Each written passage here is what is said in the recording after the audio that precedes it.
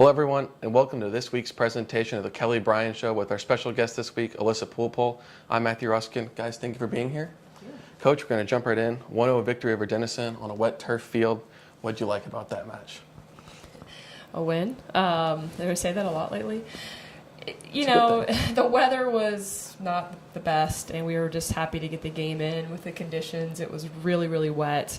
We actually moved up to the turf, which we've never played on Denison's turf. So, you know, no team had an advantage there. They hadn't been practicing on it either. So it was just it was back and forth. We could have put one away. Maggie Smith had one in the first, 5 minutes? I mean, it was pretty early. Went off the post. They had a couple. Alissa came down a few minutes after we hit the post and made a great one-on-one save coming out about the PK spot. So it was just back and forth, and you know, Becca was able to find one there and give us the momentum. And that's actually what I liked the most, other than just winning, was the fact that we really kept our foot on the gas pedal after we scored that goal. We didn't just kind of pack it in and try to hang on. We really took it to them, and I think could have even gotten another one. And so that was really good to see, and that's just the mentality that we've been building up to throughout the season.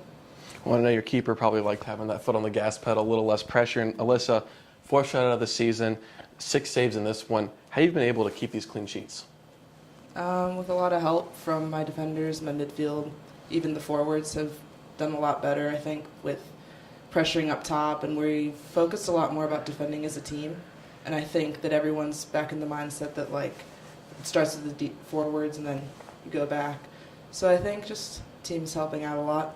Especially when Becca scored the goal, we defended as a team. Second defender was really good. So give it a lot to them. And then I play keeper a little bit myself. I know there's a lot of communication that goes on between that defense and back line, and you've had some kind of changing faces in there. So how do you approach that communication? Just by being direct. I mean, if you convolute it with a lot of weird words or things that don't really matter, or start yelling at people for things that they know that they've done wrong, then it doesn't help anybody. So I think just telling them up front, like, do this better, or just do this in general, then they respond to that, and then work out. And Coach, jumping back to you, you got a midweek battle coming up with Wittenberg at Wittenberg. How do you prepare for these midweek games that are at the evening versus those Saturday 1 o'clock starts? Oh, it's fun. The atmosphere is a little different when you go to the night game. You know, they always have a great crowd at Wittenberg, so that's, you know, our team actually thrives on just the energy that goes on, so that's exciting. And preparing for the midweek game is really no different. We just, you know, we have a normal practice on Monday and have our normal pregame practice on the Tuesday, and it's kind of nice in a way because you don't really have to wait around. You know, getting to the game is the best part, so we just get to go out and do our thing. And you know, we have a little bit of a bus ride, but it's one of the shorter ones we've had this season, so it's fine. And it's just something that's, the bus trips with the team are always fun. So. Well, then Saturday, Hiram comes to town, and it's an emotional one. It's senior day for you guys. Can you talk a little bit about the seniors in this program and what they've meant to you and the team? Wow, they've meant a lot. Every year I dread this day. You know, you just never know how people are going to handle it. Are they going to be overly emotional, or are they just going to be excited? Obviously, I'm hoping they're just excited. I'm sure there'll be a few tears here and there, but we celebrate them really all season. It's not like a one-day thing, and so we will keep doing that, and we'll really try to keep them focused. But what they've meant to the program, just they've all contributed in so many different ways. A lot of vocal leadership, a lot of leading by example, people stepping in when they were called upon. It's been great that all 6 of them have been on the field at different points during the season this year, and you know, they really have helped bring along the other classes, and so we'll miss them. We're not done yet though, and you know, they're amazing. It's hard to say. It could go on for an hour, but they're just wonderful young ladies, and we're just thankful that they're leading our team right now. All right, well, now for everyone's favorite part of the show, the Out of Bounds segment. Alissa, you're going to have to start. But so Halloween is quickly approaching, which means there's Christmas music in all the stores. But here at the Kenyon Sports Connection, we like to stay in season. So we wanted to know, what was your favorite Halloween costume that you had growing up? I didn't really dress up that much. I don't know. Trick or treating? Just kind of, you know. I don't know.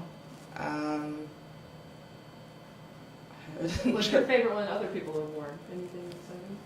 I don't really remember Halloween all that. She's no fun. All right, Coach, on to you then. Come on.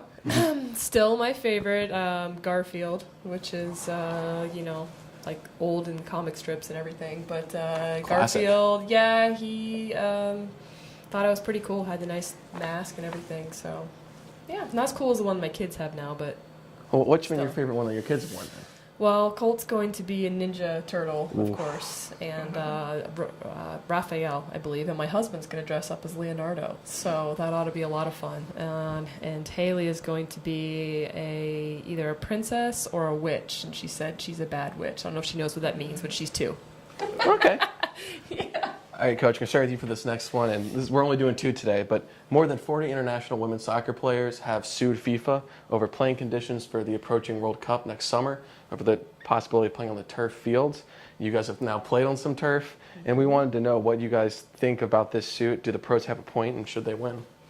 They should absolutely win. I am very proud of them for standing up for what they think is right, and they are 100% correct that FIFA would never, ever have a men's World Cup on turf fields. And it needs to be the same for both if they are supporting both. So Canada doesn't have to change their stadium. They just have to put grass on top of it. And that's been done many times. So I hope that they win. And just to support your point there, the men have been playing on grass since the 1930s. Yes. So there is some precedent there. Alissa, on to you. I know, just recently you played on the turf, and diving on that can not be fun. Yeah. I mean, I'm sure every goalkeeper, even some field players, have scars just everywhere from turf. I've always liked grass, so I'm with Coach. I think equal play should be pretty good. All right, well, for all the fans, Wednesday, October 22nd at Wittenberg University. It starts at 7.